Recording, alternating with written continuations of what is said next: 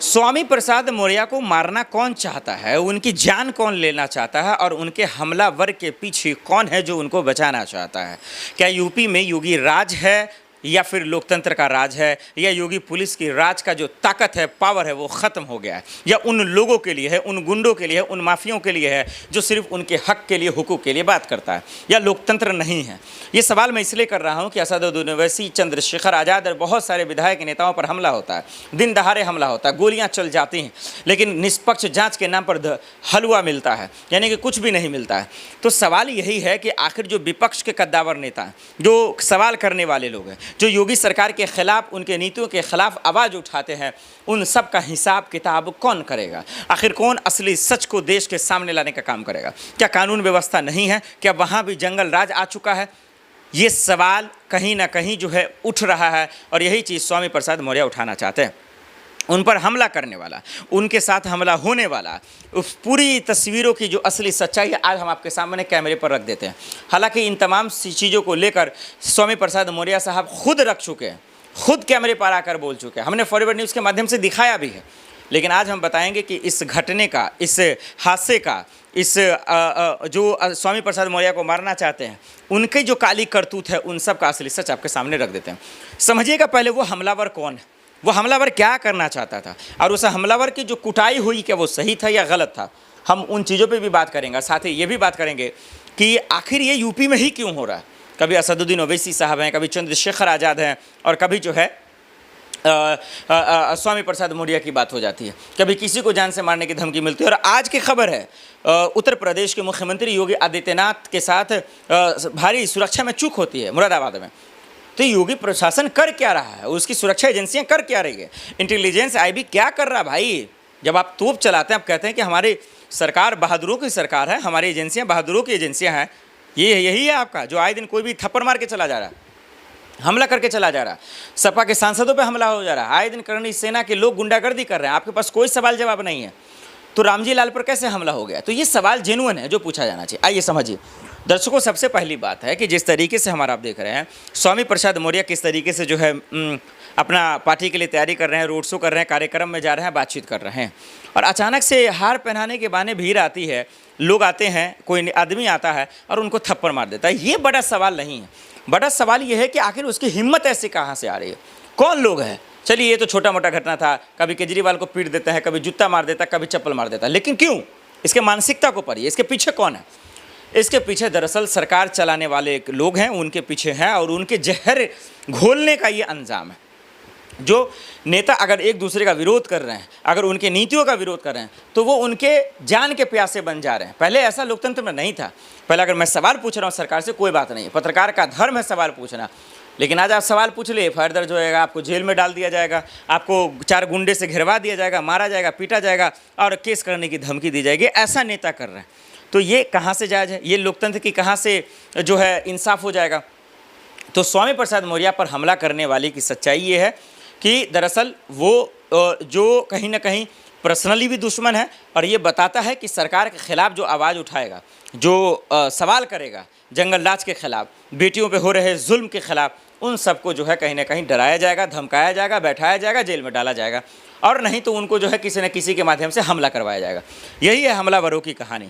अगर हमलावर अगर कैमरे पर आकर बोल दे कि किसने उनको भेजा था, बोल दे कि किसका सच्चाई था, तो फिर दूध का दूध पानी का पानी हो जाएगा। लेकिन हम सब जानते हैं ऐसा होगा नहीं।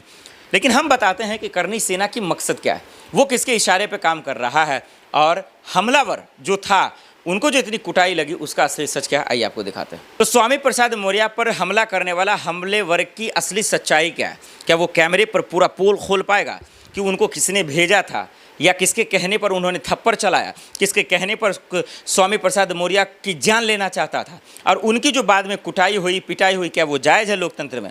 आइए समझते हैं इन चीज़ों को खोलकर। हमने अभी जैसा कि आपको बताया कि क्या मामला था, पूरा क्या हो सकता है।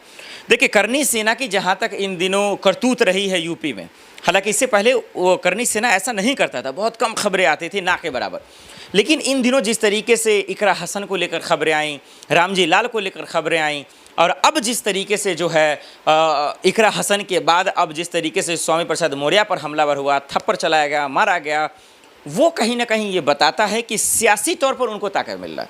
राजनीतिक तौर पर उनको बल मिल रहा है जिसका वो गलत इस्तेमाल करते इस वक्त कैमरे पर आ रहे हैं, यानी कि पब्लिक प्लेस में करते नजर आ रहे हैं। यानी उनके अंदर डर नहीं है कानून का, खौफ नहीं है सिस्टम का, और सबसे समझदार बात, लोकतंत्र की समझ खो चुके हैं क्योंकि बेईमानों लोगों का साथ उनके पास है।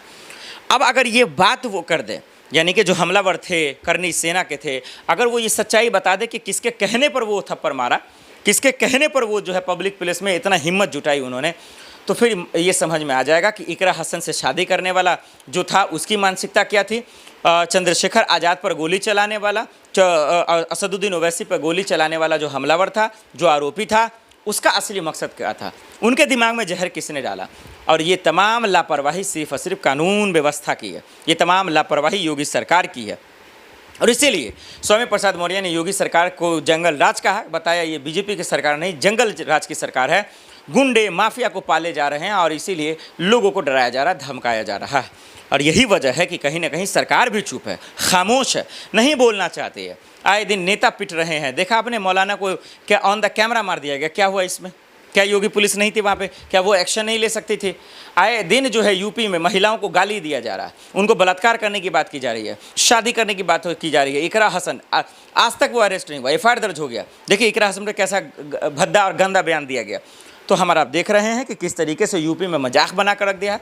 कानून व्यवस्था चौपट है, कानून की जिम्मेदारी है कि इस तरीके की घटना ना हो, कानून की जिम्मेदारी है कि इससे लोग बचे, कानून की जिम्मेदारी है इससे बचा जाए, जो लोग गुंडागर्दी कर रहे हैं उन लोगों पर जो है एक्शन लिया जाए।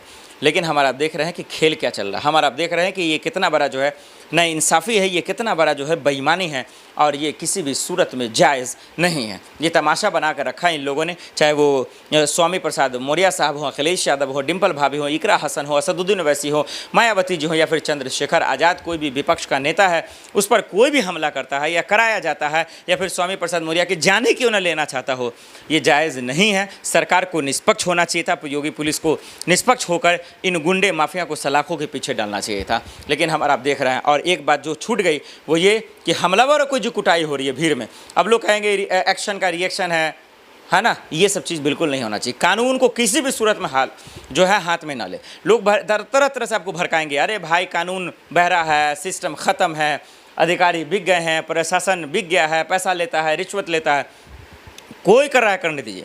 दुनिया धोखा है, ज़िंदगी में धोखा कर रहा है, सिस्टम बर्बाद है। आप अच्छे हैं ना, आप कम से कम गलत ना करें, इस बात को हमेशा याद रखें। भीड़ का हिस्सा ना बने, लिंचिंग ना करें किसी का। हाँ, कोई गलत कर रहा है उसको पकड़ कर कानून के हवाले कर दें, लेकिन आप कभी भी जो है उस पर अपने हाथापाई ना करें, थप्पड़ नहीं मारे, आप उनको पिटाई नहीं करें। ये कहीं भी लोकतंत्र में ना तो दुरुस्त है ना ही जायज़ है। और अगर आप भी करेंगे तो फिर आपको दूसरे पर सवाल उठाने का कहीं से भी जो है हिम्मत नहीं आनी चाहिए, वो जो है नहीं करना चाहिए। ये चीज़ है। योगी पुलिस और योगी जी से मेरा अनुरोध है, अपील है कि जो आपके राज्य में चाहे जितने भी विपक्ष के नेता उस पर जो हमलावर हो रहे हैं उसके भी जिम्मेदार आप हैं, और अगर आपके ही नेता के साथ ऐसा हो रहा है तब भी आप ही जिम्मेदार। इस मसले पर दर्शकों आपकी क्या राय है, हमें कमेंट कर जरूर बताइएगा। फॉरवर्ड न्यूज़ देखने के लिए बहुत बहुत शुक्रिया।